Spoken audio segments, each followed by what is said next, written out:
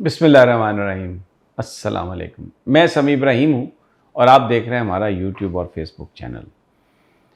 3-4 बड़ी अहम डेवलपमेंट्स हैं। एक तो ज़मान पार्क में एक मुलाकात का चर्चा है। लाहौर में मुलाकात का बड़ा चर्चा है कि एक बड़ी अहम मुलाकात हुई है इमरान खान के साथ किसी अहम शख्सियत की।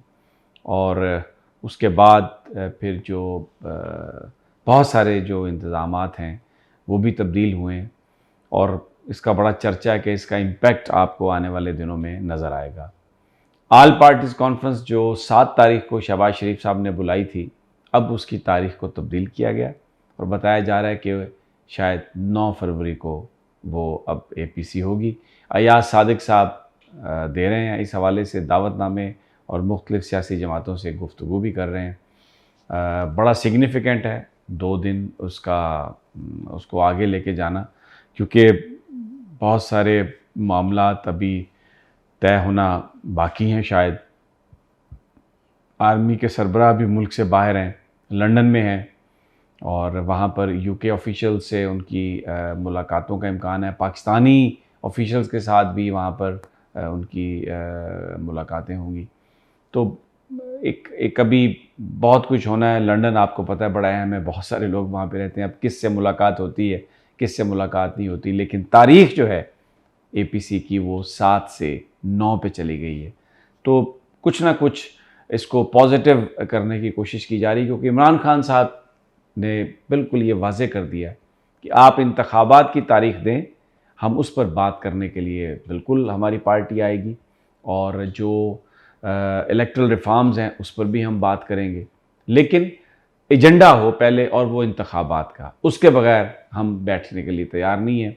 आईएमएफ से मुज़ाकरात तात्तुल का शिकार थे, अब दोबारा आज उनका शुरू होने का इम्कान है। सबसे अहम जो एक और जो डेवलपमेंट है वो शेख रशीद का मुकदमा है।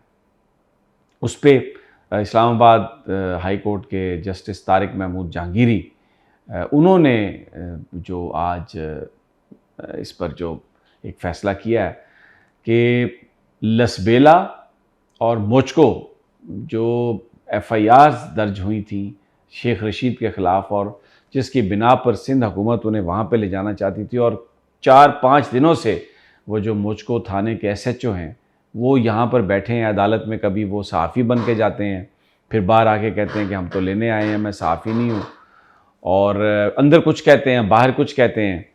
आज तारिक महमूद जहांगीरी साहब ने उन एफआईआर्स को सस्पेंड किया। मैं आपको बताऊं ये बड़ा एक लैंडमार्क डिसीजन है, और इससे पहले भी तारिक महमूद जहांगीरी साहब ने पीटीवी के ऑफिशियल्स पर जो एफआईआर्स दर्ज हुई थी लाहौर में, हालांकि वो पंजाब टेरिटरी थी, लेकिन उनको उन्होंने ख़त्म कर दिया था और ये कहा था कि ये सुप्रीम कोर्ट के अहकामात की खिलाफ वर्जी है कि एक जुर्म के तहत मुख्तलिफ़ जगहों पर एफआईआर दर्ज की जाएँ, मुख्तलिफ़ पर्चे दर्ज किए जाएँ। बहुत ही ये एक इम्पॉर्टेंट दलेर एक डिसीजन है, और तारिक महमूद जहांगीरी साहब जो है पूरे पाकिस्तान में उनकी इस वक्त तारीफ़ें की जा रही हैं, इसलिए कि आज उन्होंने जो एक सवाल उठाया कि जनाब शेख रशीद साहब ने बात तो की पोली क्लिनिक में सहाफ़ियों से बातें करते हुए या कोई नारा लगाया, और आपने उसका जो पर्चा है वो दर्ज कर दिया मोचको में और लसबेला में।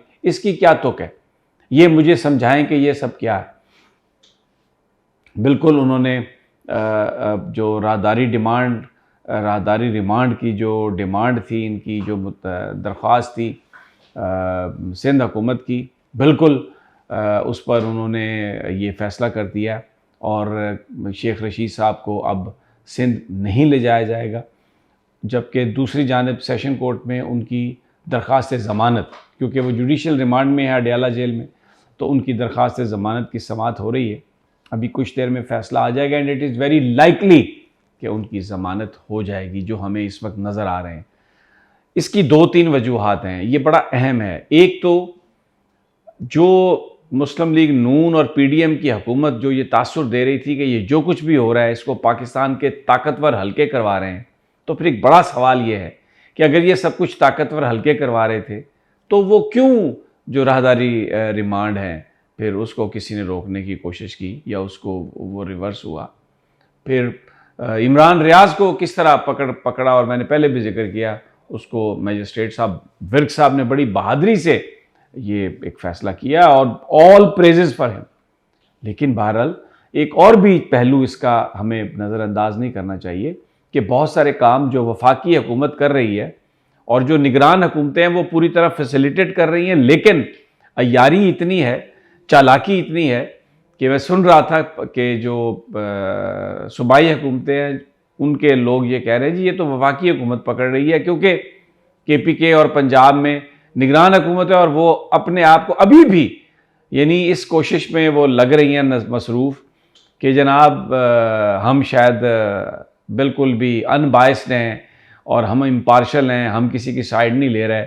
अब को अकल का अंधा इस बात को मानेगा। जिस तरीके से पंजाब में एडमिनिस्ट्रेशन ने एक्ट किया है, KPK में सबको पता है कि क्या हो रहा है क्या नहीं हो रहा। शेख साहब को पिंडी से उठवाया, पिंडी पुलिस ने इस्लामाबाद के हाथों पकड़ के दिया, लेकिन ये कह दिया कि जनाब ये इस्लामाबाद पुलिस ने किया।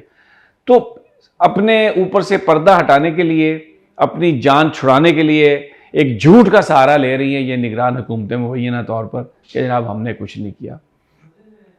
लेकिन जो असल जो सारी ये जो तब्दीली है, इससे एक चीज़ बिल्कुल वाज़े हो गई है कि जो ए पॉलिटिकल है एस्टेब्लिशमेंट, उसके कहीं ना कहीं क्राइम नज़र आ रहे हैं।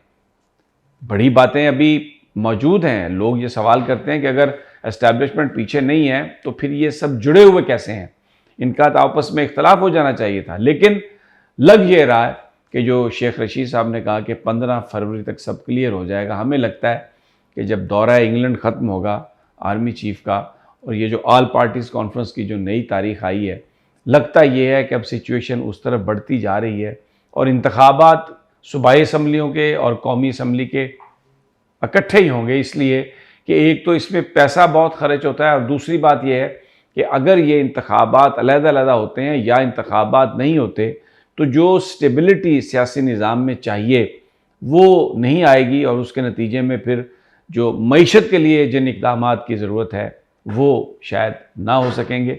तो इसलिए अभी जो इस वक्त जो सिचुएशन चल रही है पाकिस्तान में, अदालतें अब जिस अंदाज में फ़ैसला कर रही हैं, आज इस्लामाबाद हाई कोर्ट ने जिस तरह फ़ैसला किया है और लाहौर हाई कोर्ट ने भी शहबाज गिल साहब की जो अबूरी ज़मानत है उसको 12-13 फरवरी तक उनको रिलीफ दिया है और उसको एक्सटेंड किया है, और जो सेक्रेटरी दाखिला की जो रिपोर्ट थी उसको बिल्कुल रिजेक्ट किया और ये कहा है कि ये एक मुबहम रिपोर्ट है, ये इसमें एम्बिग्विटी है, इसमें वजाहत नहीं है, इसमें क्लैरिटी नहीं है।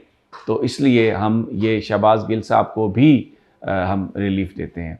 तो ये तब्दीली की हवाएं थोड़ा मैं ये अखज़ कर सका हूँ और मुझे ये लगता है कि आने वाले दिनों में इंतखाबात के हवाले से और ये जो एक इस वक्त एक रिवेंज की सी सूरत हाल है वो यकसर तब्दील होगी। अगली वीडियो तक इजाज़त दीजिए, इंशाल्लाह जल्द मुलाकात होती है। अल्लाह निगहबान।